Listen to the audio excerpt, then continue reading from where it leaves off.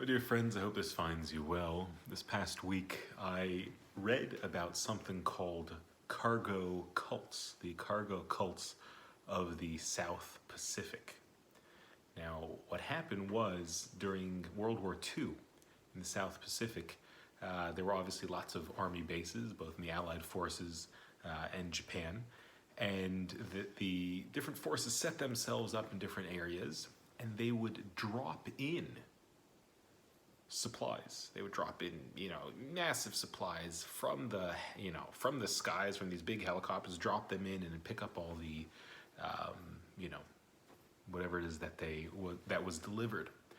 And the local people in the South Pacific, they saw what was happening. They saw that these, kind of weird things would come along and drop from the heavens, drop these packages with all these incredible things that they had never seen before, and things that kind of had an impact on the lives of the island. And once the war was over, there were some kind of charismatic individuals who created these cults around that, in that the people were looking for a way to get those sorts of deliveries happen once again. And some individuals convinced the islanders that if they would recreate what it was that the army personnel who were, what they were doing in order to kind of usher in, to bring in these kind of deliveries, if they would do that, they would be appealing to the gods, and the gods would then drop down these packages of blessing on them. And so what they would do is they would actually go into kind of military formations. These, the people on the islands in the South Pacific, they, built headphones out of the earphones out of wood, and they had those kind of things that they bring in airplanes for, and they made these landing strips, and they did all this stuff expecting then delivery, gifts to fall down from the heaven. It's an incredible thing. Look it up. It's called cargo cults, and there were some specific ones, and there's a question as to whether or not there was just some individuals, charismatic individuals, who were scamming the public or what it was. But at the end of the day, it's a fascinating image of all these individuals seeing something happen before, seeing a certain response to it, and then continuing to do that particular thing for a long time, expecting the same results to happen. What does this have to do with anything? We're in a time now where I think it's our responsibility to analyze lots of practices that we have as individuals, the way we live our life, but also as a community. It's a weird thing not to have shul. We've almost grown used to it over the past couple of weeks because it's just what we've known, but it's strange when you think about it. Not to go to shul, not to have minyan, right? Everything's kind of been turned up on its, just shifted completely.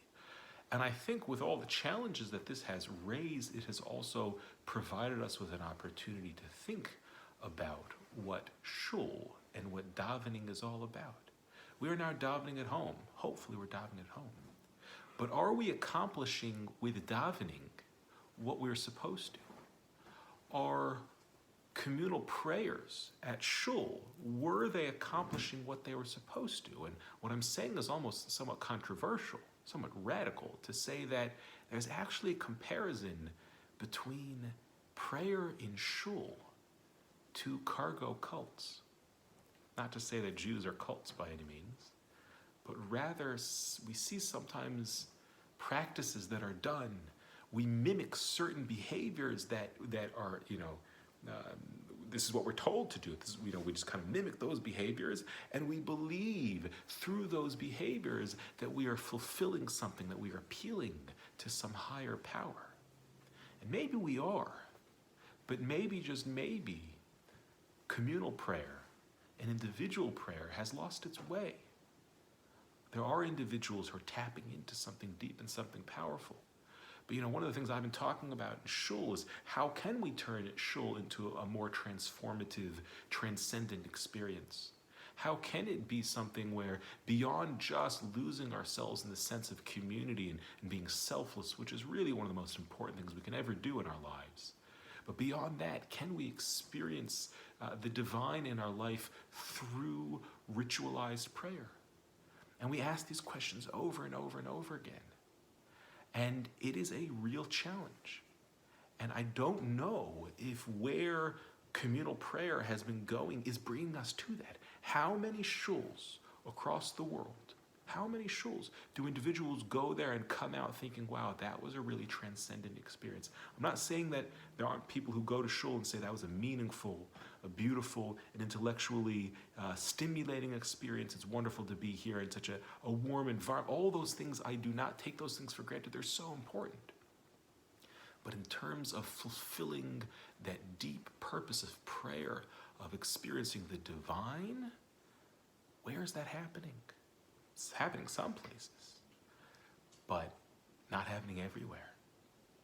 And so I think that actually this hiatus, we don't know when we're going to get back, but this hiatus maybe gives us an opportunity to think about what communal prayer should be like and what it could be like.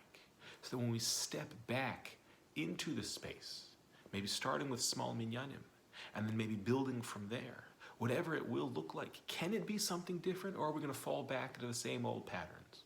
I don't know. But I think that for the sake of vision and of dreams, we should think about these things.